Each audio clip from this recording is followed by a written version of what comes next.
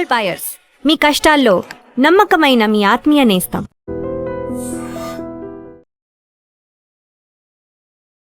Welcome to iDream news. This is Pavan. So present అయితే నేను RTO ఆఫీస్లో ఉన్నాను. స్కూల్స్ స్టార్ట్ అయిపోయాయి, ఇన్స్పెక్షన్ నడుస్తుంది. ఇంకా చాలా రకాలుగా బస్సెస్ సేఫ్టీ గురించి వీటన్నిటి మీద ఎంక్వైరీ అయితే జరుగుతుంది. దానికి సంబంధించి joint transport commissioner and vigilance enforcement ఉన్న చంద్రశేఖర్ గౌడ గారు ఉన్నారు. సో ప్రాపర్గా ఆయన్ని అడిగి తెలుసుకునే ప్రయత్నం అయితే చేద్దాము. Hi sir, good afternoon. Good afternoon అండి. సార్, ఎలా నడుస్తుంది ఇన్స్పెక్షన్? స్కూల్స్ స్టార్ట్ అయిపోయాయి, మోస్ట్లీ సేఫ్టీ మెజర్స్ అనేవి చాలా ఇంపార్టెంట్. దీనికి సంబంధించి మీరు ఎలాంటి చేస్తున్నారు సార్?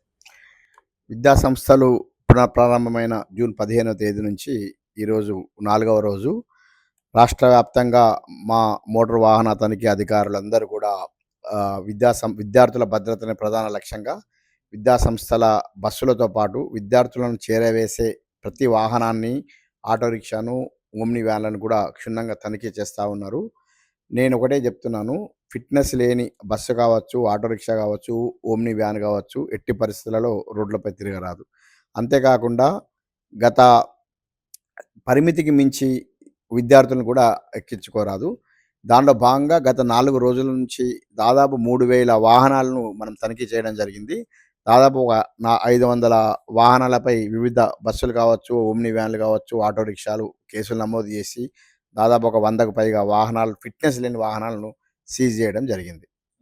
సార్, అంటే ఎలాంటి ఫిట్నెస్ చూస్తారంటే బస్సెస్ తీసుకున్నప్పుడు పిల్లల సేఫ్టీ పర్పస్లో సపరేట్ ఉంటుంది, ట్రావెలింగ్ బస్సెస్ సపరేట్ ఉంటుంది. సో ఎలాంటివి చూస్తారు సార్ పిల్లలు? పరిసర స్పృహ లేని విద్యార్థుల సురక్షిత రవాణా అన్నది సున్నితమైన అంశంగా భావించినటువంటి సుప్రీంకోర్టు 15 సంవత్సరాలు దాటినటువంటి విద్యాసంస్థ బస్సులను నిషేధం విధించడం జరిగింది. అంటే ఏ వాహనం కూడా 15 సంవత్సరాలు దాటిన తర్వాత నిషేధం లేదు, కానీ స్కూల్ బస్సుకు, విద్యాసంస్థల బస్సుకు ఉంది. కాబట్టి దీన్ని పరిగణలోకి తీసుకొని ఏదైతే విద్యాసంస్థల 15 సంవత్సరాలు దాటిన బస్సు ఎట్టి పరిస్థితుల్లో రోడ్డు మీదకి ఎక్కరాదు. ఒకవేళ ఏదైనా ఫస్ట్ మేము ఫిట్నెస్ ఇవ్వము, ఏదైనా ఎక్కినా కూడా ఆ యాజమాన్యంపై చట్టరీత్యా చర్యలు తీసుకుంటాం. రెండవ పాయింట్ ఏంటంటే, మీరు చెప్పినట్టు ఆ బస్సుకు సంబంధించినటువంటి డ్రైవరు డ్రైవింగ్ లైసెన్స్ కలిగి ఉండాలి, వ్యాలిడ్ డ్రైవింగ్ లైసెన్స్. ఈ 60 సంవత్సరాలు దాటి ఉండరాదు. తర్వాత అటెండెంట్, ఎందుకంటే చిన్న చిన్న పిల్లలు బస్ చక్రాల కింద దుర్మరణం చెందుతున్న సంఘటనలు మనం అక్కడక్కడ చూస్తున్నాం. ఎందుకు? అటెండెంట్, సహాయకుడు లేకపోవడం వల్ల. కాబట్టి అదే సందర్భంగా ఫస్ట్ ఎయిడ్ బాక్స్ కలిగి ఉండాలి. తర్వాత ఏదైతే ఫైర్కి సంబంధించిన పరికరాలు అది ఉండాలి. ఇవన్నీ కూడా మనము చెక్ చేయడం అనేది జరుగుతూ ఉంది. దీనిలో భాగంగా విద్యాసంస్థలకు ఇప్పటి నుంచే గత నెల రోజుల నుంచి కూడా మనం అన్ని రకాలుగా విజ్ఞప్తులు, హెచ్చరికలు జారీ చేశాము. దీనిలో భాగంగా మనము ప్రతి ఒక్కరం కూడా క్షుణ్ణంగా తనిఖీ చేసి చూస్తున్నాము. విద్యాసంస్థల యాజమాన్యాలు కూడా దీనికి బాధ్యత వహిస్తూ వారి యొక్క బండి ఫిట్నెస్ ఉండడమే కాకుండా వాళ్ళ యొక్క డ్రైవర్ యొక్క పరిస్థితిని కూడా సమీక్షించుకోవాలి. అంటే ఈ స్కూల్కి సంబంధించిన ట్రాన్స్పోర్ట్ ఒక్కటే చూస్తున్నారా, లేదంటే బయట కూడా ట్రావెలింగ్ బస్సెస్ ఎన్నో ఫైర్ సేఫ్టీ లేక ఎన్నో చూసాం సార్ మనం. ఫైర్ యాక్సిడెంట్కి గురవ్వడము, యాక్సిడెంట్స్ అవ్వడము, తాగి డ్రైవ్ చేయడము డ్రైవర్స్, ఇలాంటివన్నీ చూస్తున్నాం కదా రీసెంట్ టైమ్స్లో. వాటి మీద ఎలాంటిది? ఎగ్జాక్ట్లీ, ఎన్ఫోర్స్మెంట్ జాయింట్ ట్రాన్స్పోర్ట్ కమిషనర్గా ఇదేదో విద్యా సంస్థల బస్సులకు లేకపోతే విద్యార్థులను చేరవేసే ఆటో రిక్షాలకు, వ్యాన్లకే పరిమితం కాదు మా ఎన్ఫోర్స్మెంట్ విభాగం కావచ్చు. మేము ఇప్పటికే గౌరవ మంత్రి గారి ఆదేశాల మేరకు ప్రతి ఉమ్మడి జిల్లా వ్యాప్తంగా కూడా ఒక మొబైల్ స్క్వాడ్ని వేయడం జరిగింది. ఎక్స్క్లూజివ్గా మొబైల్ స్క్వాడ్, అంటే రెగ్యులర్ ఇన్స్పెక్టర్లు ఉండడంతో పాటు ఎన్ఫోర్స్మెంట్ విభాగానికి ప్రతి ఉమ్మడి జిల్లాల్లో ఒక్కొక్కటి 10, రాష్ట్ర స్థాయిలో 2, మొత్తం 12 మొబైల్ స్క్వాడ్లను ఏర్పాటు చేయడం జరిగింది. ఇదేదో విద్యాసంస్థ బస్సులకు మాత్రమే ఈ ఎన్ఫోర్స్మెంట్ పరిమితం కాదు. ఓవర్లోడ్తో కూడుకున్న వాహనాలు కావచ్చు, త్రైమాసిక పన్ను చెల్లించని వాహనాలు కావచ్చు, తర్వాత ప్రైవేట్ నిబంధనలు ఉల్లంఘిస్తున్న ప్రైవేట్ ట్రావెల్ బస్సులపై కూడా మేము ఖచ్చితంగా ఎన్ఫోర్స్మెంట్ చేస్తూ ఉన్నాము. రాబోయే రోజుల్లో ముమ్మరం చేస్తాము.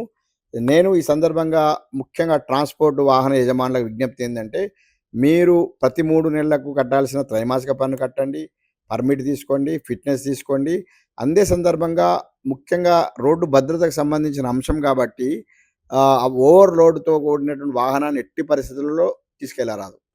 ఇప్పుడు మనం మోస్ట్లీ ఇవే చూస్తున్నాం సార్, ఓవర్ వెయిట్ అవ్వడము, లేదా ఫైర్ సేఫ్టీ లేకపోవడము, సరైన టైంలో స్పందించలేక ఇట్లా ఫైర్ యాక్సిడెంట్లు అవుతుంటాయి. ఎందుకు సార్ అంటే ఫైర్ యాక్సిడెంట్స్ అనేవి అవ్వడానికి ఛాన్సెస్ ఎక్కువ? అంటే ఇది ఫైర్‌కు సంబంధించింది అనేది ఓన్లీ ప్రైవేట్ ట్రావెల్స్ బస్సులలో మనము కొన్ని అయిన సంఘటనలు మనం అవును చూసాము సార్. కొన్ని.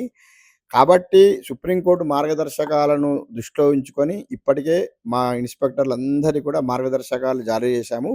ప్రతి ప్రైవేట్ ట్రావెల్స్ బస్సును కూడా క్షుణ్ణంగా వాళ్ళు తనిఖీ చేశారు.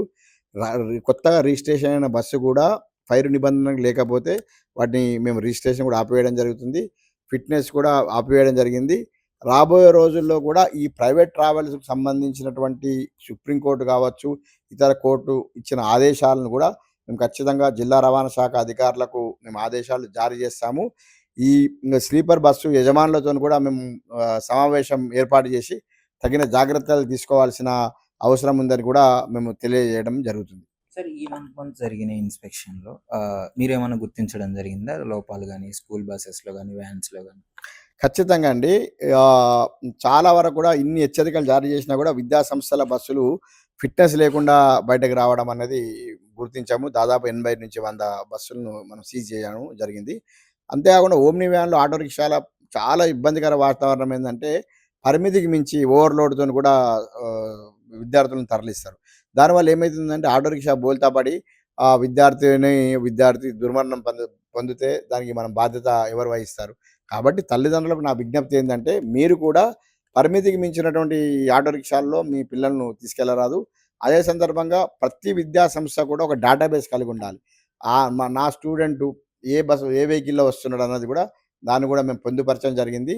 రాబోయే రోజుల్లో ఇక్కడ చాలా ఇంపార్టెంట్ విషయం ఏందంటే, రాబోయే రోజుల్లో ఈ స్కూల్ బస్సులతో పాటు స్కూల్ స్టూడెంట్స్‌ను విద్యార్థులను తరలించే ప్రతి వాహనం కూడా ఖచ్చితంగా మా దగ్గర పర్మిట్ తీసుకోవాలని చెప్పేసి కూడా నిబంధనపై కూడా మేము ప్రభుత్వ స్థాయిలో సమావేశాలు చేస్తా ఉన్నాము.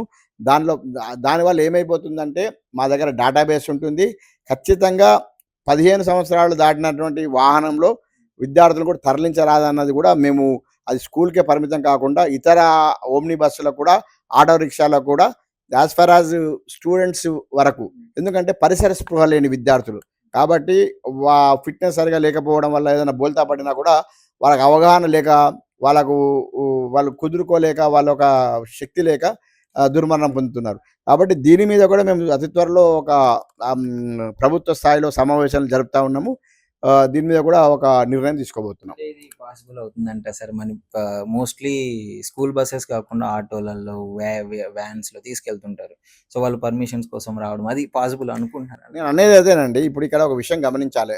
సుప్రీంకోర్టు భారతదేశ సర్వోన్నత న్యాయస్థానము ఒక ట్రూ స్పిరిట్‌తోని మార్గదర్శకాలు జారీ చేసి 15 సంవత్సరాలు దాటిన విద్యా సంస్థల బస్సులు నిషేధం విధించింది. ఎందుకు విధించింది? విద్యార్థులను చేరవేసే బస్సు ఫిట్‌నెస్ కలిగి ఉండాలి. 15 సంవత్సరాలు దాటిందంటే దాని యొక్క ఉన్నటువంటి సామర్థ్యం అనేది సన్నగిల్లుతుందని చెప్పేసి. మరి అదే విద్యార్థులను చేరవేసే ఆటో రిక్షాలు, వ్యాన్‌లను కూడా ఈ పరిధిలోకి తీసుకురాకపోతే ఆ సుప్రీంకోర్టు యొక్క ట్రూ స్పిరిట్‌ను మనము ఇది చేసిన వాళ్ళమవుతాం. కాబట్టి నేను బ్రాడర్ ప్రాస్పెక్టివ్‌గా ఒకవేళ ప్రభుత్వంలో గానీ నియమ నిబంధనలో ఏదన్నా మార్పులు, చేర్పులు తీసుకురావాలనుకున్నా కూడా ప్రభుత్వ స్థాయిలో సమావేశాలు జరిపి వారు ఒకవేళ విద్యార్థులను చేరవేస్తే మాత్రం ఈ నియమ నిబంధన కలిగి ఉండాలి అనడం ద్వారా ఈరోజు ఆటో రిక్షాలకు ప్రభుత్వం ఎన్నో పర్మిషన్లు ఇచ్చింది. ఆటో రిక్షాలు ఎల్‌పీజీ, సీఎన్‌జీ, ఎలక్ట్రిక్ వెహికల్ పర్మిషన్లు ఇచ్చింది. కాబట్టి మనం ఆల్రెడీ కొత్త వాహనాలు ఉంటాయి. 15 సంవత్సరాలు దాటిన వాహనాలు ఏమైనా ఉంటే వాళ్ళు ఆ విద్యార్థులను కాకుండా వేరే ప్యాసింజర్లు తీసుకురావడానికి అవకాశం ఉంటుంది. ఓకే. సో, ఫైనల్‌గా ఏం చెప్పదలుచుకున్నారు సార్? ఎవరైతే ఈ స్కూల్ వ్యాన్స్ గాని, వాటెవర్ ఏదైనా ఒక ట్రాన్స్‌పోర్ట్ చేసే పర్సన్స్‌కి దానికి ఏం చెప్పదలుచుకున్నారు? నేను ఈ సందర్భంగా నా విజ్ఞప్తి ఏందంటే, ఇదేదో ఎన్ఫోర్స్‌మెంట్ బస్సులకో, లేకపోతే ఓమ్ని వ్యాన్‌లకు, ఆటో రిక్షాలకు పరిమితం కాదు. వాహన యజమానిదారులందరూ కూడా మీకు సంబంధించినటువంటి త్రైమాసిక పన్ను కావచ్చు, తర్వాత పర్మిట్ కావచ్చు, ఫిట్‌నెస్‌తో పాటు ముఖ్యంగా హెవీ గూడ్స్ వెహికల్ వాళ్ళు ఓవర్‌లోడ్‌తోని కూడి మీరు బండ్లు నడిపిస్తే ఖచ్చితంగా వారిపై కూడా అతి త్వరలో మేము ఇప్పటికే మా ఎన్ఫోర్స్‌మెంట్ అధికారులు తనిఖీలు చేయడం మొదలుపెట్టారు. దీనిపైనే ఖచ్చితంగా మేము అతి త్వరలో కూడా ప్రత్యేకమైనటువంటి తనిఖీలు నిర్వహిస్తాము. ఏదైనా కూడా ఏందంటే ఇది రోడ్డు భద్రతకు సంబంధించిన అంశము. రోడ్ సేఫ్టీ దృష్టిలోనే మనం ఇది తీసుకెళ్తున్నాం కాబట్టి ఏదో ఇతరత్ర కాదు. అంటే ఏదో ఆదాయం కోసం ప్రభుత్వంకి సంబంధించినటువంటి ప్రభుత్వ ఆదాయాన్ని మెరుగుపరచడంలో భాగంతో పాటు రోడ్డు భద్రతను కూడా పెంపొందించాల్సినటువంటి బాధ్యత రవాణా శాఖపై ఉంది. కాబట్టి సమాజంలోని ప్రతి పౌరులు కూడా ఈ రహదారి భద్రత అనేది మనందరి రెస్పాన్సిబిలిటీగా ఉండాలి. ఎందుకంటే చాలా వరకు ప్రమాదాలు కూడా అటు మానవ తప్పిదాలు, ఇటు వెహికల్ సరిగ్గా లేకపోవడము, రకరకాల కారణాలతో జరుగుతున్నాయి. కాబట్టి నివారించదగ్గ ప్రతి ప్రమాదాన్ని కూడా సమాజంలో ఉన్న మన పౌరునిగా మనం నివారిద్దాము. రోడ్డు యాక్సిడెంట్లు లేని సమాజంగా మన తెలంగాణ రాష్ట్రాన్ని తీర్చిదిద్దాం. Thank you so much sir. So చూస్తున్నారు కదా, సో ఇప్పటి నుంచైనా జాగ్రత్త పడండి. పిల్లలు తోలే ఏ వెహికల్ అయినా సరే 15 ఇయర్స్కి మించి ఉండకూడదు. ఫ్యూచర్లో ఏ వెహికల్ అయినా సరే పిల్లల్ని తీసుకెళ్లే వెహికల్ డెఫినెట్లీ వాళ్ళు అప్రూవల్ పొందుపరుచుకోవాలి, దాని ఇన్ఫర్మేషన్ ఇవ్వాలి. సో దాన్ని చాలా జాగ్రత్తలు తీసుకోండి. సేఫ్టీ మెజర్స్ ఏ అయినా సరే ప్రాణాలు పోతే తిరిగి రావు కాబట్టి దాని గురించి కొంచెం కన్సర్న్ చూపించుకుంటే బెటర్ అని చెప్పేసి సార్ క్లియర్గా చెప్పడం జరిగింది. Thank you.